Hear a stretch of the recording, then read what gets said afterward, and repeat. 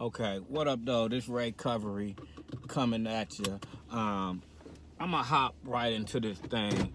Yeah, I just left out of my weekly recovery meeting, and I heard some stuff in there that made me. I had to hurry up and get up out of there because I get excited about my recovery, and I wanted to come and talk to y'all about the mess that I had myself into, the mess that I got into, and not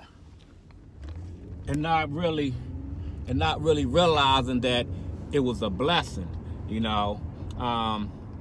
read something that was talking about the blessings that we made out of our messes, and I can remember somebody else talking to me about a blessing in the mess, and it had me thinking about the mess that I made out of my life, at least so I thought, because it really wasn't a mess. It was a blessing from the God of my understanding. He was doing some things and working some things in my life that I didn't realize at the time, that he really was shaping and molding me to do something great.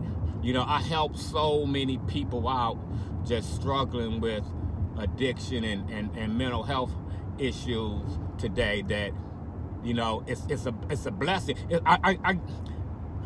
Man, y'all just don't know, like, being in and out of treatment. It was this young lady, and she was talking about how she just can't get right. No matter what she do, she always goes back to drinking and drugging. She done been to therapy, she done been to church, she done been to 12-step meeting. I done had a year clean, I done had 2 years clean, I done had months clean, but I always relapse, and I felt her pain. I really did, because that was me. That was me, in and out, in and out, in and out, in and out. And I told myself, I was like, you do really, really well when you in these treatment facilities, because they tell you when you're there, if anybody gonna make it, it's gonna be Raycovery. Raycovery is gonna make it. He's gonna stay clean and sober. He's gonna be one of the few that make it, and I'll always be the first one, to relapse. I get out and I get a good job, and I get the car and the house and the girlfriend back, and then I make a decision that, hey, I can have one drink. Hey, I can do just one. And then the next thing you know, I'm back homeless on the park bench. I'm back homeless, sleeping in the bando. So I made a decision. I said, you know what? Like, I have to live in a recovery community for the rest of my life. I have to be around people that's recovering for the rest of my life, or else I'm gonna die. I'm gonna die out there in active addiction, not unless I just surround myself around people in recovery. And I found this place down south that said I can stay there for the rest of my life. We got individuals that been here for over 10 years. And I was like, thank you, Jesus. That's what I need. I ain't never leaving, But, God had a different plan for me, because after a year of being in this recovery community, I left, and I got the job, and I got the house, and I got the car, and I got the girl, But one thing that I did different, because I remember being in another treatment facility, and it was a 2-year program, and they told me, while I was there, like, hey, after you graduate this 2-year program, stay affiliated, stay connected. And that was the key. That was the key for me after leaving this sober living community down south. After a year, I stayed connected. I stayed affiliated with the staff members there. I stayed affiliated with the individuals that was in treatment there. I stayed even to this day, like, I stay connected. It's connected and affiliated with a church, and I go to that church, and I see people in recovery all the time, and I go to 12-step meetings, and I go to NA meetings, and I go to Celebrate Recovery. I'm surrounded by recovery. I stay affiliated. And by me staying affiliated, I stay sober. I'm a blessing.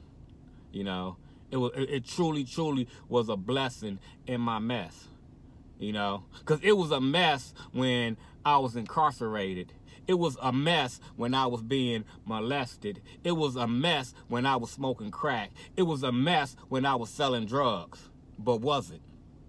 Was it a mess, or was it really God teaching me and shaping me and molding me to do something great?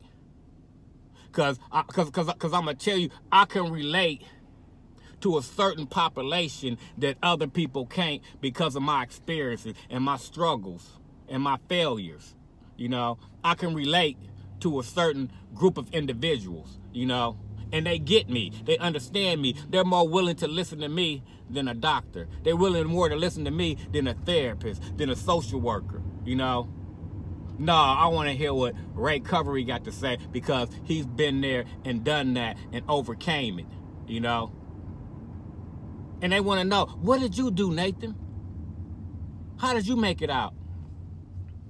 Now, I'm going to tell you, man, like, I heard Joe Osteen and Slim Thug have a song together, and it's talking about the right people, you know, hanging around the right people, you know. And one of the hardest things that a person has to do is get with the right people and let go of the wrong people that's in your life, you know. Just because you and a person shares the same blood don't necessarily mean that y'all share the same spirit. Sometimes people ain't right for you right now, you know. Maybe you on maybe God got a different plan for you right now than they got for them. Because I'm going to tell you, it was some people that were recovering before me, and there's going to be some people recovering after me, you know.